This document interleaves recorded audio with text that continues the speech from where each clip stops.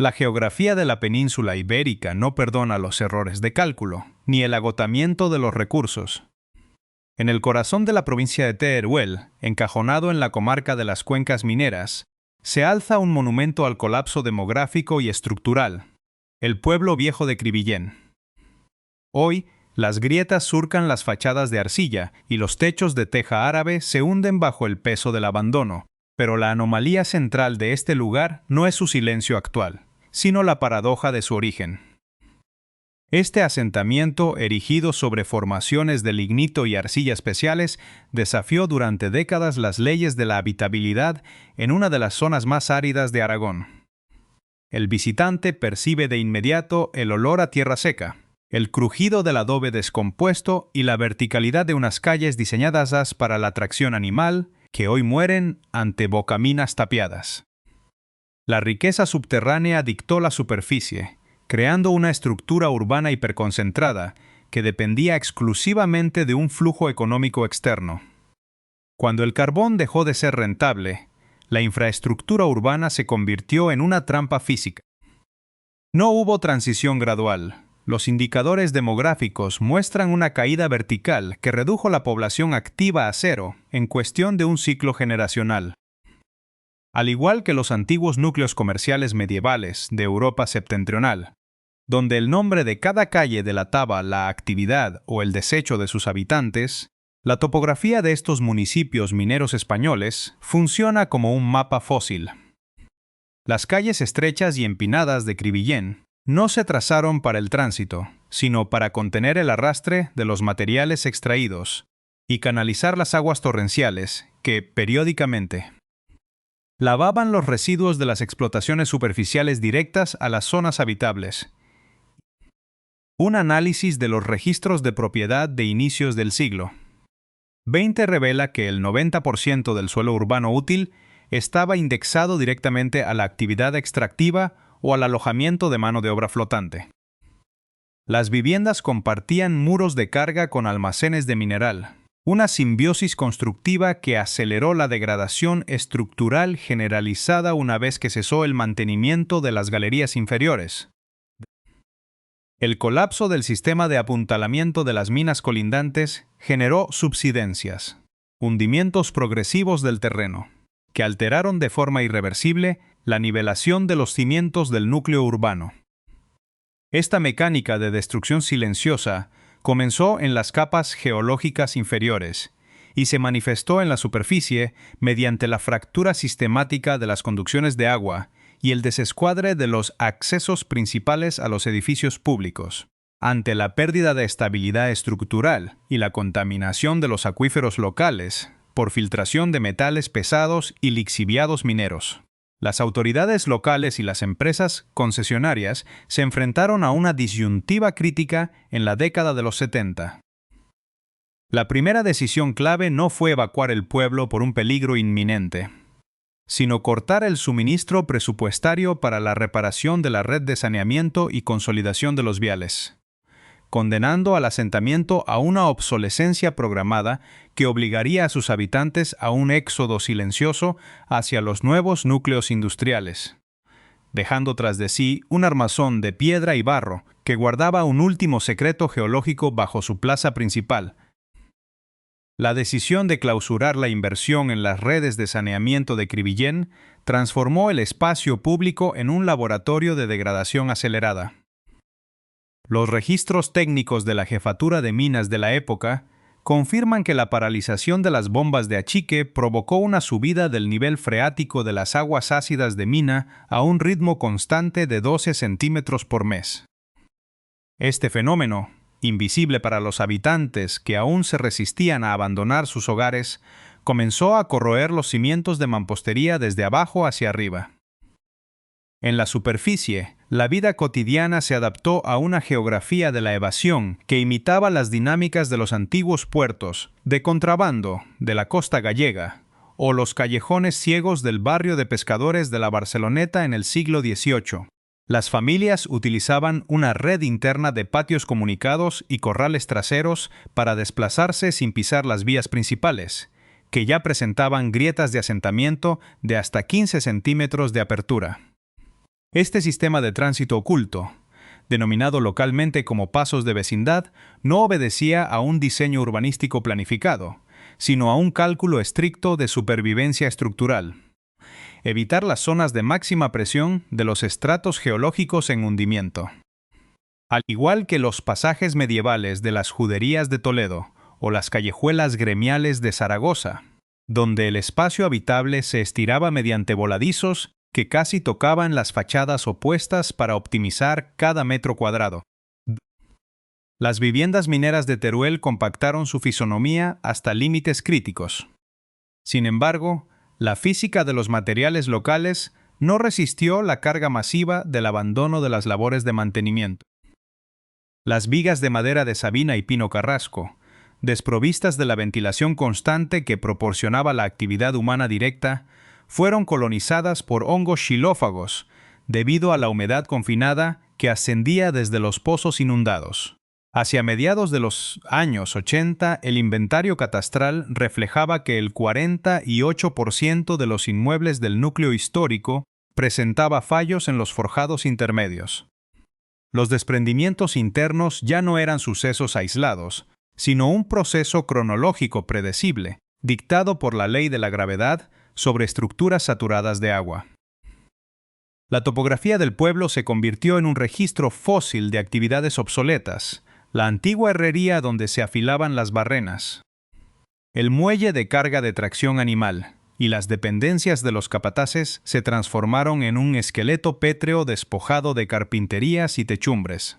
Mientras la administración oficial catalogaba el asentamiento como zona de exclusión por riesgo inminente de colapso, en los márgenes del perímetro se articuló una economía sumergida basada en el desguace y la recuperación de materiales pesados. Durante meses, camiones sin registrar operaron en la oscuridad de la noche, extrayendo toneladas de perfiles de hierro estructural, cableado de cobre de las subestaciones y la maquinaria pesada que las empresas concesionarias habían preferido amortizar contablemente antes que retirar, debido al coste logístico del transporte por las carreteras secundarias de la comarca. Este desmantelamiento descontrolado eliminó los últimos elementos de arriostramiento metálico que sostenían los muros de contención de las laderas superiores. La física del terreno, alterada por décadas de vibraciones debidas a las voladuras y debilitada por la extracción de su soporte estructural interno, reaccionó ante las primeras lluvias torrenciales del otoño, con un movimiento de ladera lento pero de una masa de empuje calculada en miles de toneladas métricas. Este desplazamiento de tierra avanzó directamente hacia la línea de la antigua vía del ferrocarril minero, el único cordón umbilical que unía el complejo con la red de distribución general, situando a la infraestructura al borde de una rotura catastrófica que amenazaba con sepultar no solo los restos del pasado, sino el principal acuífero que abastecía a los municipios agrícolas situados aguas abajo. El movimiento de la ladera sobre la antigua vía del ferrocarril minero desactivó el último mecanismo de control humano en el área de Cribillén. La masa de detritos y arcillas saturadas bloqueó el paso y actuó como una presa natural, desviando las aguas de escorrentía cargadas de azufre hacia el subsuelo de la plaza principal del municipio. Al igual que las ejecuciones públicas que en el pasado se realizaban a la vista de todos en las plazas mayores de la Castilla medieval, donde el castigo se transformaba en un mensaje de autoridad grabado en la piedra. La destrucción de este entorno se ejecutó de manera visible y sin opciones de apelación. El agua ácida encontró su camino a través de los antiguos respiraderos y chimeneas de ventilación de las capas mineras superficiales. Los registros históricos de la Confederación Hidrográfica detallan que, en menos de 72 horas, el nivel del agua en las galerías históricas del siglo XIX superó la cota de seguridad, provocando un fenómeno de licuación en los estratos de soporte inferiores. La consecuencia directa en la superficie fue una serie de colapsos circulares, conocidos técnicamente como dolinas de colapso, que devoraron los cimientos de los edificios más antiguos del pueblo. La geografía del lugar ya no respondía a las necesidades humanas de habitación o comercio, sino a una reconfiguración geológica violenta. Las crónicas locales y los informes periciales guardados en los archivos provinciales describen cómo la antigua casa consistorial, un edificio de 3 plantas con muros de sillería y vigas de madera noble, se partió literalmente en 2 cuando el terreno bajo su ala oeste cedió 4 metros en vertical. Este desmoronamiento no fue un hecho aislado, sino parte de una reacción en cadena predecible. Las canalizaciones de mampostería, construidas durante la dictadura de Primo de Rivera para encauzar el agua de boca desde los manantiales de la sierra, se fracturaron de forma irreversible, dejando al descubierto la precariedad de una planificación urbana que había priorizado la rentabilidad del mineral sobre la seguridad a largo plazo de la población. La escasez de agua potable y la presencia constante de gases pesados como el grisú, que se filtraban desde las grietas del pavimento de las calles bajas, hicieron que la permanencia de los últimos residentes fuera insostenible. El éxodo final no tuvo la épica de las grandes migraciones históricas. Fue un proceso burocrático y frío. Las familias cargaron los camiones de mudanza con los enseres básicos, abandonando las estructuras pesadas, los muebles de herencia y la memoria material de 3 generaciones de trabajadores del carbón. En las fachadas de las casas deshabitadas, la acumulación de hollías de las antiguas chimeneas y el polvo de las escombreras cercanas crearon una pátina grisácea que borraba cualquier rastro de vida cotidiana. Los portales, que en su día lucían portones de madera de pino herrados a mano para resistir el cierzo invernal, quedaron abiertos a las inclemencias del tiempo y al pillaje de los buscadores de antigüedades industriales. El cementerio del pueblo, situado en una elevación caliza a las afueras del núcleo urbano, se convirtió en el único punto inalterado por las subsidencias. Un recordatorio estático de que la comunidad había dejado de existir en la superficie mucho antes de que las leyes decretaran oficialmente el estado de ruina. La física de los materiales aceleró el proceso de desintegración durante los inviernos de finales de los años 80. Cuando los ciclos de hielo y deshielo ensancharon las fracturas de los muros de carga, transformando el paisaje urbano en un laberinto de escombros inestables, donde la vegetación oportunista comenzó a colonizar los antiguos salones y cocinas. Este avance de la naturaleza sobre la obra humana no supuso un retorno al equilibrio ecológico original, sino la consolidación de un entorno de alta toxicidad donde los lixiviados de las escombreras seguían alterando la química del suelo, preparando el terreno para una última y definitiva transformación del subsuelo, que amenazaba con borrar los restos del pueblo de los mapas topográficos oficiales. La degradación invernal de los años 80 dio paso a una fase de alteración química definitiva en el subsuelo de Crevillén.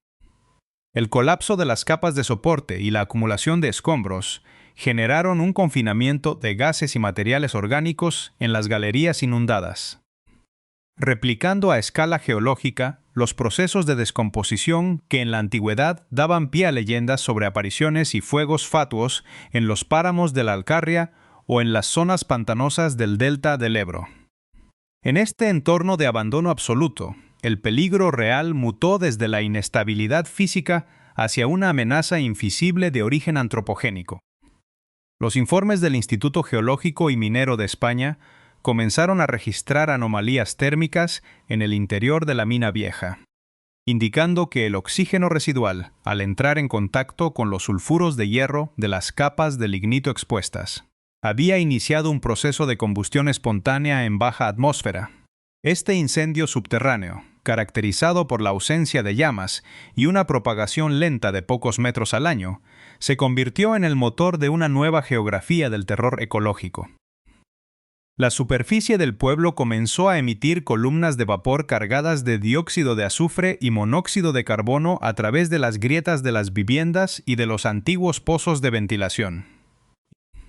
El paisaje se transformó en un escenario industrial dantesco. La nieve de las cumbres turolenses se derretía inmediatamente al tocar el suelo de la plaza del pueblo. dejando al descubierto una tierra calcinada y estéril de la que emanaba un calor constante e insalubre. Al igual que las antiguas crónicas de la Inquisición, en los pueblos de la Sierra de Guadarrama detallaban la necesidad de huir de ciertos valles malditos por los vapores que brotaban de la tierra. Los municipios colindantes a Crevillén exigieron la intervención de las autoridades ante el temor de que los gases tóxicos se desplazaran de forma masiva por la acción del viento. El plan de emergencia diseñado por los ingenieros del Estado no contemplaba la extinción del fuego, una tarea técnicamente inviable debido a la extensión y profundidad de las vetas de carbón afectadas, sino el aislamiento perimetral del núcleo urbano. Se levantaron vallas de alta seguridad y se instalaron sensores de desplazamiento láser en los campanarios y las esquinas de los edificios más altos para predecir el momento exacto del colapso estructural definitivo. Las antiguas casas de los mineros, cuyos muros ya habían resistido las presiones de las subsidencias y la humedad de los pozos, comenzaron a desmoronarse desde el interior debido a que las temperaturas del subsuelo alcanzaron los 200 grados centígrados, calcinando los entramados de madera de los sótanos y debilitando la cohesión de los morteros de yeso y cal. Hacia finales de los años 90, la fisonomía de Crevillén había cambiado por completo. El pueblo ya no parecía una obra humana abandonada por razones económicas, sino el resultado de un cataclismo tectónico provocado por la codicia extractiva de un siglo entero de industrialización descontrolada. Las calles, desprovistas de sus adoquines originales que habían sido extraídos durante los años del expolio, se convirtieron en zanjas profundas por las que corría un agua de color rojizo debido a la alta concentración de óxidos de hierro. Un residuo líquido que destruía cualquier intento de recolonización biológica por parte de la flora autóctona. El olvido administrativo se cerró sobre el lugar de forma definitiva cuando el Catastro Nacional eliminó las referencias de habitabilidad de las parcelas urbanas, unificando todo el terreno bajo una sola calificación de suelo industrial degradado no recuperable. Sin embargo, la física del desastre guardaba una última vuelta de tuerca. El incendio subterráneo, tras consumir las capas superficiales del lignito bajo el casco histórico, avanzaba sin freno hacia los depósitos de arcillas especiales y caolines situados en el flanco este del municipio. Unas formaciones geológicas estancas, cuyo calentamiento masivo generaría una acumulación de presión de vapor, capaz de provocar una explosión freática a gran escala, situando el epílogo de Crevillén en un escenario de peligro inminente para toda la comarca. La inminencia de una crisis freática forzó la intervención definitiva del Ministerio de Industria y los equipos de seguridad minera del Estado. El avance del frente térmico hacia los depósitos orientales de caolines de Crevillén no permitía más dilaciones políticas ni abandonos burocráticos. Al igual que el cierre definitivo de las grandes cuencas metalúrgicas de Asturias o el desmantelamiento de las infraestructuras ferroviarias que unían las minas de Río Tinto con el puerto de Huelva. El final de Crevillén se ejecutó bajo criterios puramente técnicos y de seguridad pública. La estrategia adoptada no fue la lucha directa contra el fuego en las profundidades, sino una operación de neutralización radical mediante el sellado neumático de todas las vías de escape de gases y la inundación controlada con lodos inertes. Durante meses, una caravana de maquinaria pesada alteró de nuevo el silencio del páramo turolense. Camiones hormigonera y sondas de perforación inyectaron miles de toneladas de una mezcla bentonítica directamente en las fracturas del casco urbano, sepultando bajo una capa gris y uniforme las antiguas calles empinadas, los portales abiertos y los restos de las viviendas de mampostería. El proceso fue implacable.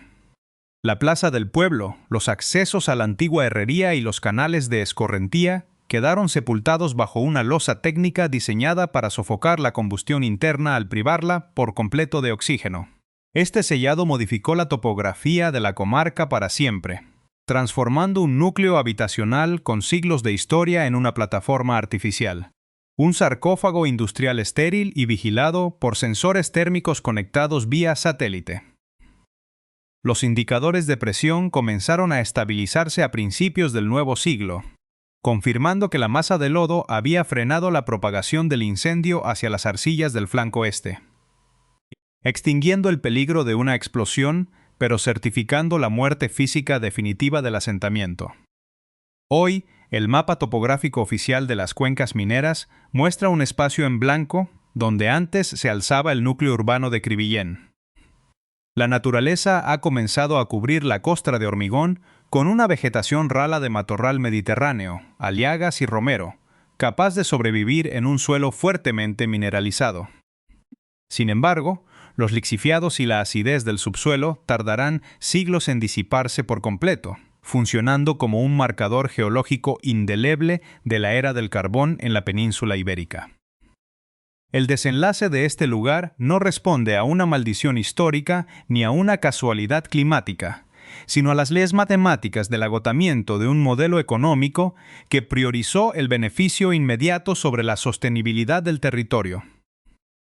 Crevillent permanece como el ejemplo más puro de cómo la infraestructura antropogénica, cuando pierde su función tractora y es abandonada a las fuerzas de la gravedad y la química de los materiales, destruye su propio soporte físico. El silencio que hoy domina la plataforma de hormigón no es el de un pueblo que duerme esperando tiempos mejores, sino el de un espacio geográfico que ha completado su ciclo industrial y ha sido devuelto a la geología bajo una forma irreversible. Al igual que los canales medievales que aún cruzan las ciudades históricas europeas y cuyos transeúntes ignoran la sangre y los desechos que por ellos corrieron. Los POC pastores que hoy cruzan los límites perimetrales de Crevillent caminan sobre un laberinto de galerías colapsadas y memorias sepultadas sin percibir que, bajo sus pies, descansa el armazón calcinado